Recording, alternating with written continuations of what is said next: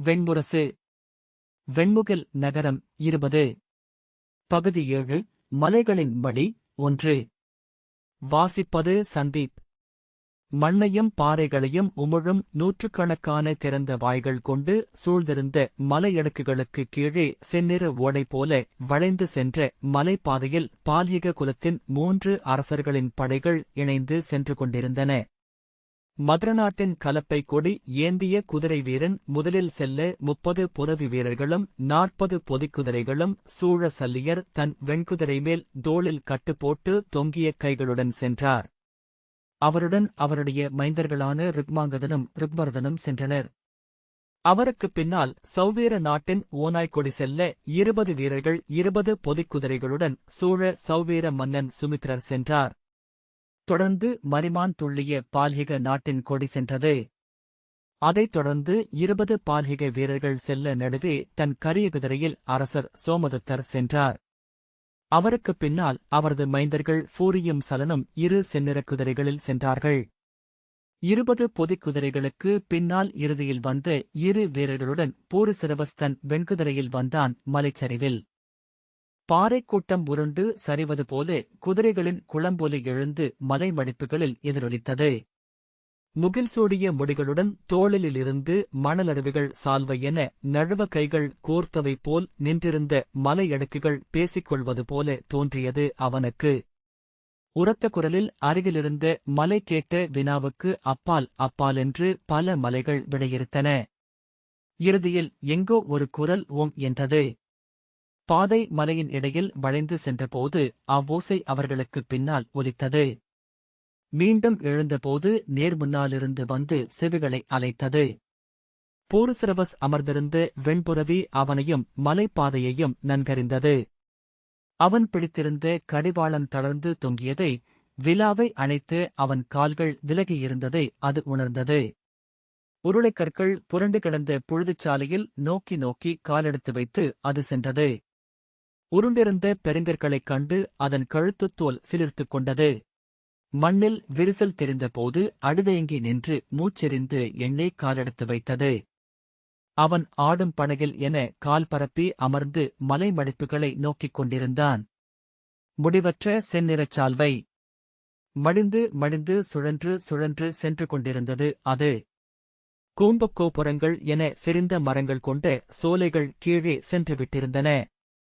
அங்கெல்லாம் மலைச்சரிவுகள் மண்வீழ்ச்சிகளால் பாறை எழுச்சிகளால் மட்டுமே தெரிந்தன. கற்களோடும் நதி, கற்கள் பொழியும் அருவி, பாதைகளை மறைத்தன பொழிந்தெழுந்த கற்களின் கூம்புகள். முன்னால் சென்று வீரன் கொடியை ஆட்டியதும் அனைவரும் நின்று புரவிகள் விட்டிறங்கி அப்பாறைக் குவைகளை அள்ளி அகற்றி மேலும் சென்றனர். எவரும் எச்சொல்லும் பேசவில்லை. தோலால் ஆன நீர்ப்பைகள் குலுங்கின. அம்பராத் தூணியில் உலோக முனைகள் தொட்டுக் கொண்டன. சேணங்கள் குதிரை விழாக்களில் அடித்துக் கொண்டன. அவ்வப்போது ஒரு குதிரை பிரிதிடம் ஏதோ சொன்னது. தலைக்கு மேல் குளிர் நிறைந்த காற்று ஓலமிட்டபடி கடந்து சென்றது. எலும்பு வீழ்த்தி உண்ணும் செந்தழல் கழுகு வானில் வட்டமிட்டு தாழ்ந்து சென்றது. மலைச்சரிவை கணக்கையில் நீண்ட சரவாலை காலிடுக்கில் தாழ்த்தி உடல் குறுக்கி ஒரு செந்நாய் கடந்து சென்றது. பாறைகள் வெடித்து நின்றன. பச்சைப்புல் எனத் தெரிந்தது பசுந்துகள் பாறைகள் எனக் கண்டபின் அவன் விழிதூக்கி நோக்கினான். செம்பாறைகளுக்குள் பச்சைப்பாறை கதுப்புகள் அடுக்கடுக்காகத் தெரிந்தன. பொன்னிறப் பாறைகள், இளநீலப் பாறைகள், குருதித்தசைப் பாறைகள். பாறைகள் அங்கே விளைந்து கனிந்து உலர்ந்து உதிர்கின்றன. மிகத் தொலைவில் ஒரு செந்நாயின் ஊளையைக் கேட்டு குதிரைகள் ஒன்றுடன் ஒன்று முட்டிக்கொண்டு நின்று உடல் சிலிர்த்து பெருமூச்சு விட்டன. வீரர்களில் ஒருவன் கற்களை உரசி நெருப்பழச் செய்து பந்தமொன்றை கொளுத்திக் கொண்டான். முன்னால் செல்ல குதிரைகளை தட்டித் தட்டி ஊக்க வேண்டியிருந்தது. முதல் குதிரை ஐயத்துடன் காலெடுத்து வைக்க பிற குதிரைகள் விழிகளை உருட்டி நீள்மூச்செறிந்தன. முன்குதிரையை பிற குதிரைகள் தொடர்ந்தன. நெருப்புடன் முதலில் சென்றவனை எங்கோ நின்று கண்ட ஓநாய் மீண்டும் குரல் எழுப்பியது. அடுத்த குரலில் அது ஓடிக்கொண்டிருப்பதை உணர முடிந்தது. அவை கூட்டமாக வந்திருக்க வேண்டும். ஊன்மணம் அடைந்தவை. இந்த பெரும்பாறை வெளியில் அவை பசியையே முழுமுதல் தெய்வமாக அறிந்திருக்கும். கலங்கிய நீர்ப்பரப்பு போலிருந்தது வானம். வெண்முகில்கள் மலைமுடிகளில் மட்டும் ஒளியின்றி நனைந்த பஞ்சுக்குவைகள் போல் எடை கொண்டு அமர்ந்திருந்தன. திரும்பித் திரும்பிச் சென்ற பாதைக்கு அப்பால் ஆழத்தில் ஒளியுடன் வாள் ஒன்று கிடப்பது போல ஓடை தெரிந்தது. விண்ணிலிருந்து நோக்குவது போலிருந்தது. அங்கே அந்த ஓடையின் இருபக்கமும் பசுந்தேற்றல் என சோலைகள் தெரிந்தன. வானின் ஒளி அங்கே மட்டும் முகில் திறந்து இறங்கியிருந்தது. சிறு பசுமொட்டாக தெரிந்தது ஒற்றைப் பெருமரம் என்று எண்ணிக்கொண்டான். மூன்றாவது வளைவில் மாலை இருளத் தொடங்கியதை உணர முடிந்தது. பாறை நிழல்கள் கரைந்துவிட்டிருந்தன. அப்பால் மலை மேலமர்ந்த பெரும்பாறைகள் துல்லியம் கொண்டன. சுவர்ணகனகன் என்று மலைமக்கள் அழைக்கும் கீரிகள் கொழுத்த அடிவயிற்றுடன் மெல்ல வளைவிட்டெழுந்து கூழாங்கல் கண்களால் நோக்கியபின் தத்தித் தத்தி ஓடி அமர்ந்து 2 கால்களில் எழுந்து அமர்ந்து கைகளை விரித்தபடி நோக்கின. அந்தித்தாவளம் வருவதை அத்தனை பேரும் எதிர்நோக்கியிருக்கிறார்கள் என்று அவனுக்குத் தெரிந்தது. ஆனால் அதற்குரிய இடங்களெல்லாம் முன்னரே வகுக்கப்பட்டுவிட்டிருந்தன. முதிய வழிகாட்டி மலைமகனாகிய வீதன். அவன் சொல்லாத இடங்களில் தங்க முடியாது. அவனுக்கு மலைகளே தெரியும். நெடுந்தொலைவை நோக்குவதற்கென சிறிய விழிகள் கொண்டவன். நோக்கி நோக்கி சுருங்கிய முகம் கொண்டவன். மலைமகன் கைவீசி தன் மொழியில் சுட்டிக்காட்டினான். படைகள் முழுக்க பரவிய உடலசைவு அனைவரும் எளிதாகிக் கொண்டதைக் காட்டியது. மலைப்பாதைக்கு அப்பால் உயரமற்ற புதர் மரங்களாலான சிறிய சோலை ஒன்று தெரிந்தது. அதற்கு அப்பால் எழுந்த மலையிடுக்கிலிருந்து சிறிய காட்டருவி ஒன்று சொட்டுவது போல் விழுந்து கொண்டிருந்தது. சோலைக்குள் கற்களை அடுக்கிக் கட்டப்பட்ட 3 சுனைகள் இருந்தன. ஒன்றில் தேங்கிய அருவிநீர் எழுந்து வழிந்து பிறிதில் தேங்கி பின்பு இறங்கி வளைந்து மீண்டும் அருவி என கரிய பாறையின் இடுக்கு வழியாக சரிவில் பெய்தது. கீழே நின்றிருந்த புதர் மரங்களுக்கு மேல் மழைத்துளிகளாக விழுந்தது. பறவையொலிகளற்ற ஊமைச்சோலை. பொழுதிபடிந்த சிறிய இலைகளுடனும் அடர்ந்த முட்களுடனும் நின்ற மரங்களுக்குக் கீழே மரிமான்களின் புழுக்கைகள் ஓடைக்கற்கள் போல உருண்டு சிதறிக் கிடந்தன. குதிரைகளை நிறுத்தி பொதிகளை அவிழ்க்கத் தொடங்கினர். பிற குதிரைகள் சுனையில் சென்று பெருமூச்சு விட்டு பிடரி சிலிர்க்க குனிந்து நீரலைகளை நோக்கி விழியுருட்டின. பின் நீரை உறிஞ்சி வாய்வழிய குடிக்கத் தொடங்கின. பொதிகளை அவிழ்த்து கீழே அடுக்கினர்.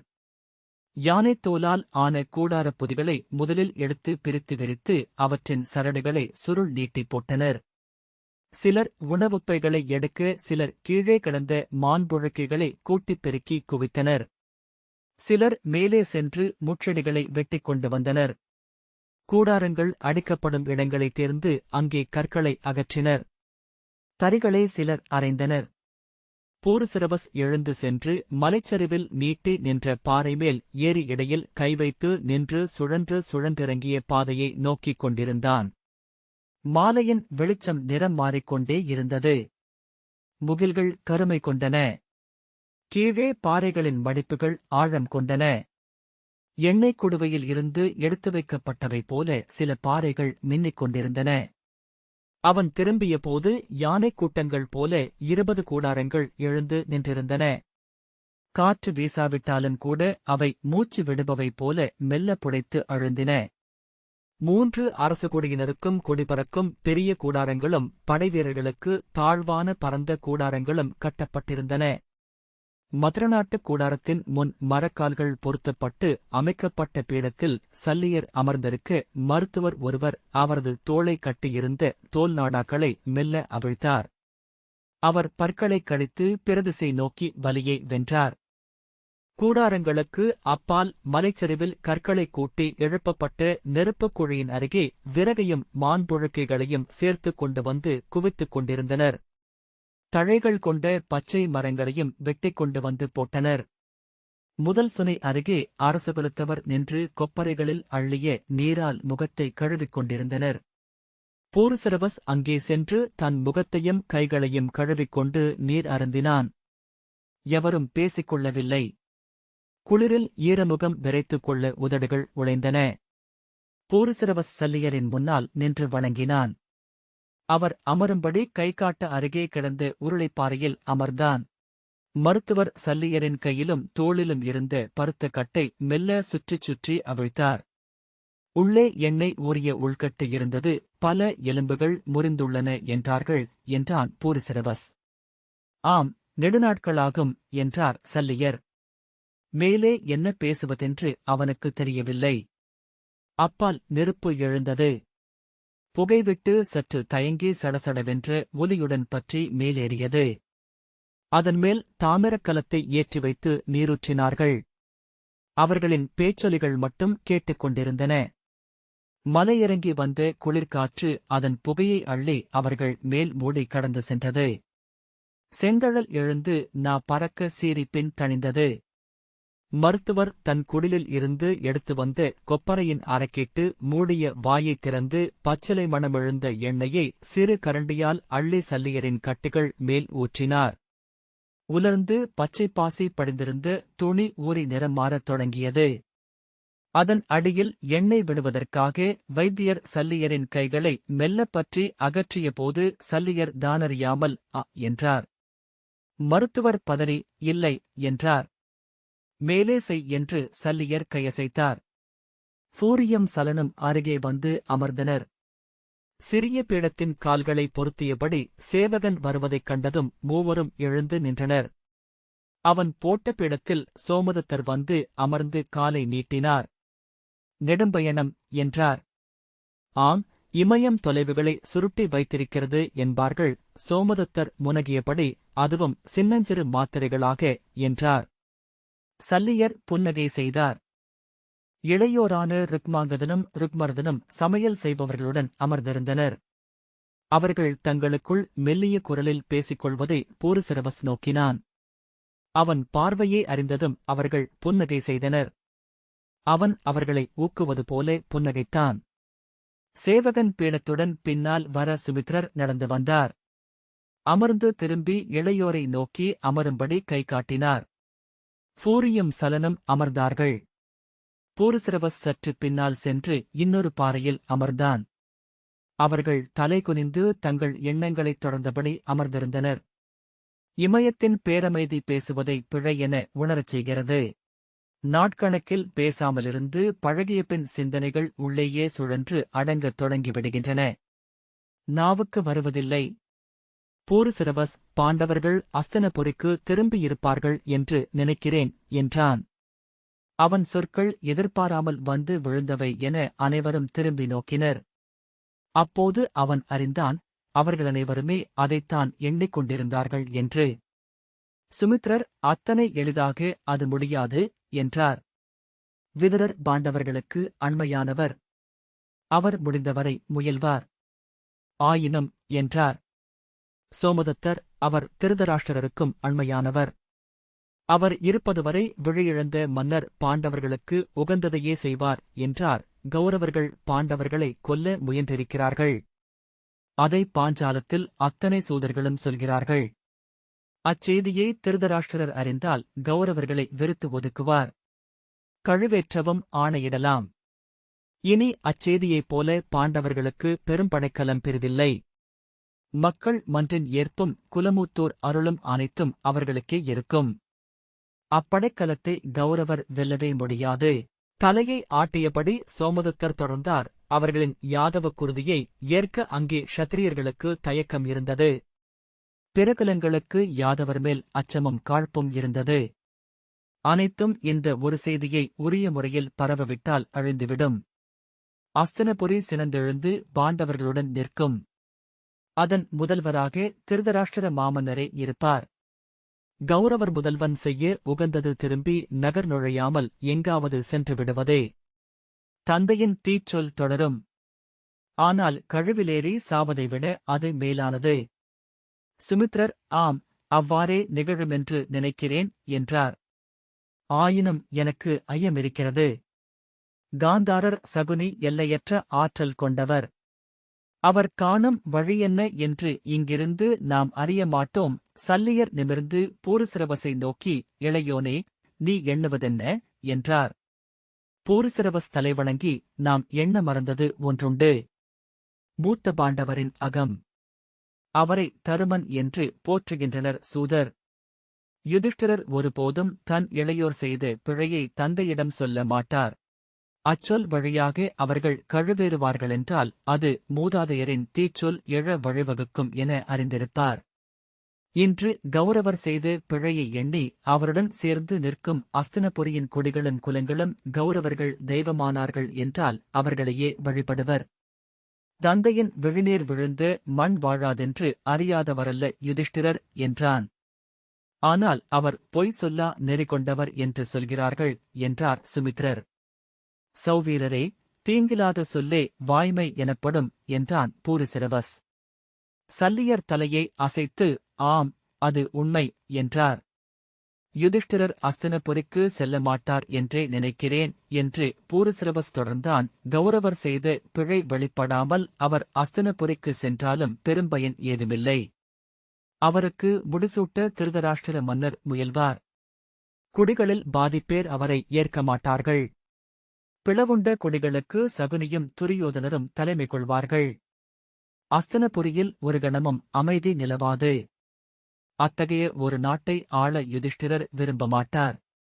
அவர் என்ன செய்வார் என்று நினைக்கிறாய் என்றார் சோமதத்தர். அவர் நெறிநூல் கற்றவர். பொறுமையே மிகப் பெரும் படைக்கலன் என்று அறிந்தவர். பாஞ்சாலத்தில் இருப்பார். அல்லது தன் தம்பியருடன் யாதவ கிருஷ்ணனின் புதிய நகருக்கு செல்வார். அங்கிருந்தபடி காத்திருப்பார். தன் தந்தை இருக்கும் வரை அஸ்தினபுரியை எவ்வகையிலும் எதிர்க்க மாட்டார். சற்று சிந்தித்தபின் அவர் யாதவபுரிக்கே செல்வார். ஐயமில்லை. ஏனென்றால் இப்போது அவருக்குத் தேவை தன் இளையோருக்கான க்ஷத்திரிய மணமகள்கள். பாஞ்சாலத்தின் சமந்தர்களாக அமர்ந்து கொண்டு அந்த இலக்கை அடைய முடியாது என்றான். அவர்களின் நெஞ்சில் எழுந்த எண்ணத்தை உடனே தொட்டுக்கொண்டு பூரிசிரவஸ் தொடர்ந்தான். ஆம், யாதவர்கள் என்ற குறை அவர்கள் மேலிருக்கையில் யாதவபுரியில் இருப்பது பிழையே.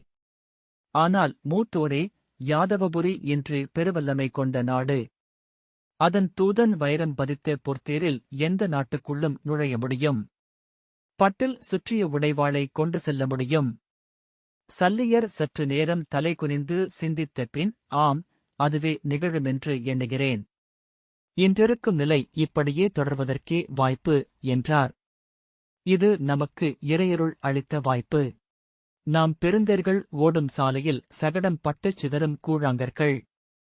ஆனால் நாமும் இங்கே வாழ்ந்தாக வேண்டும். பின் கண்களில் ஒளியுடன் நிமிர்ந்து நாம் என்ன செய்யவிருக்கிறோம் என்றார். நாம் என்றார் சோமதத்தர். நீங்கள் பாண்டவர்களின் மாதுலர்.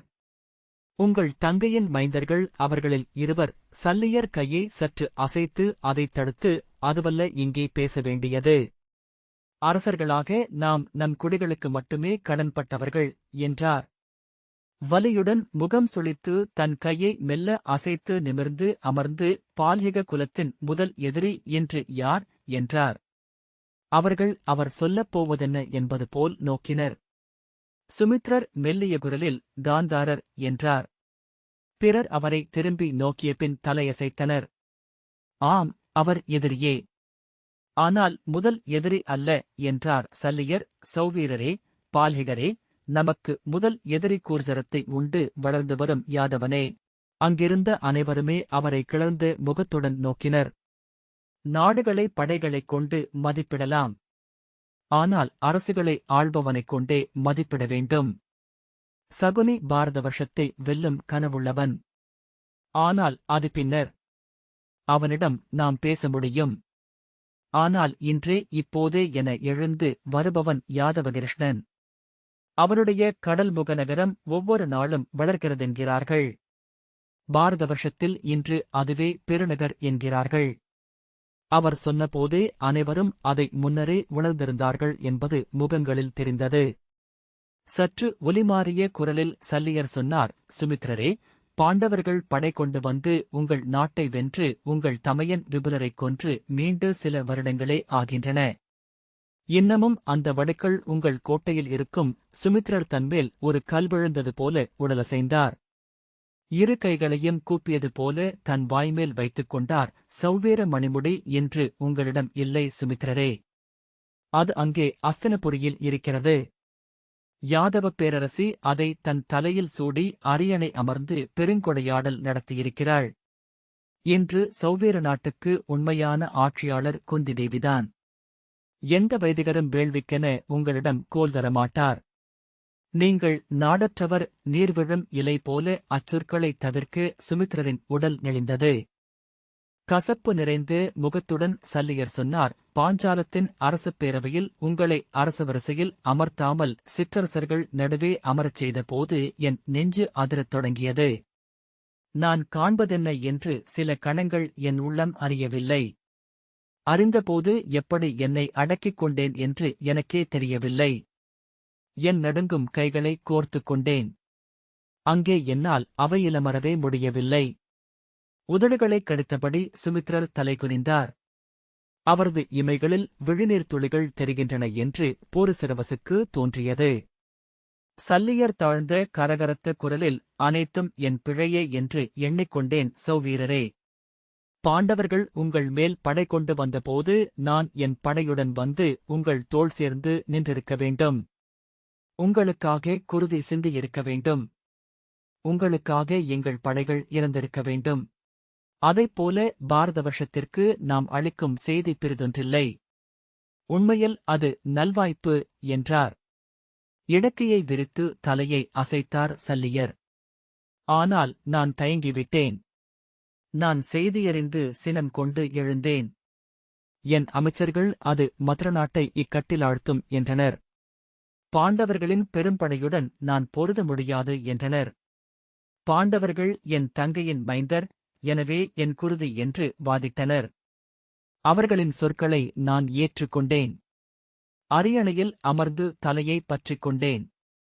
பின்னர் எழுந்து சென்று மகளிர் மாளிகையில் புகுந்து மது உண்டு மயங்கினேன். 4 நாட்கள் மகளிர் மாளிகை விட்டு எழவில்லை. மதுவின் போதைக்குள் இருந்தேன். பின்னர் செய்தி வந்தது, விபுலர் களத்தில் பட்டார் என்று. நானும் அவரும் இளமையில் மலைமடிப்புகளில் நாட்கணக்காக புரவி ஏறிச் சென்று மரிமான்களை வேட்டையாடியிருக்கிறோம். மிக அண்மை எனத் தெரியும் மரிமான்கள் கண் தொட்டு காலெட்டா தொலைவிலிருப்பவை என்று எண்ணி எண்ணி வியந்த நாட்கள் பல. ஏங்கி முதிர்ந்தோம். கனவுகளை நெருப்பருகே அமர்ந்து பகிர்ந்து கொண்டோம். பின் இந்த மலைமடிப்புகளுக்குள் வாழ்ந்து மறையும் வாழ்வையே கனவும் காண முடியும் என்று அமைந்தோம். அங்கே கீழே மக்கள் செறிந்த நாடுகளை புழுத்தூன் என்பார் விபுலர். அவை அழகி நாறுகின்றன. ஊன் முடிந்ததும் ஒன்றையொன்று தின்கின்றன புழுக்கள். நிறைய புழுக்களை உண்டு பெரும்புழுவானது அரசனாகிறது. இங்கே அரசன் என்பவன் ஓநாய்க் கூட்டத்தின் வேட்டைத் தலைவன் மட்டுமே என்பார். சௌவேர அரசு க்ஷத்திரிய அரசுகளைப் போல ஆனதே பெரும்பிழை என்பார். மீண்டும் குலச்சபை அரசை கொண்டு வர வேண்டும் என்பார். இருள் சூழ்ந்துவிட்டிருந்தது.